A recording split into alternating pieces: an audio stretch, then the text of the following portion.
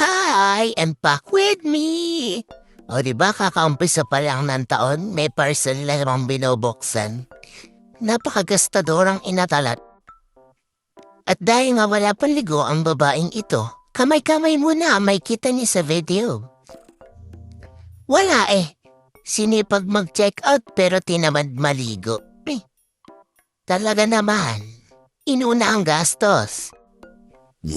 So bumili na naman niya ako ng kabalbalan. Feeling ko naman ikakaganda ko to kasi sabon na to eh. Sabon na to. Pwede pampaligo. Pwede rin sa mukha kung mukha lang yung gusto mong gumanda. Kung kilala niyo nga si Queen Hera isa ito sa mga products niya. Sa isang pouch nga 5 na yung laman. 5 na yung binili ko. Sana naman sipagin na sa paglego ang babae.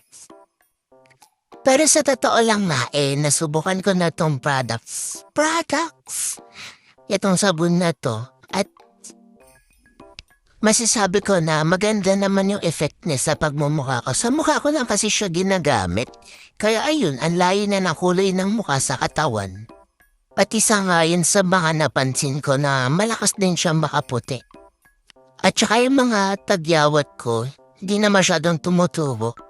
Tinamad ba? Kaya bumili na ako ng madami para madamay na din yung katawan ko.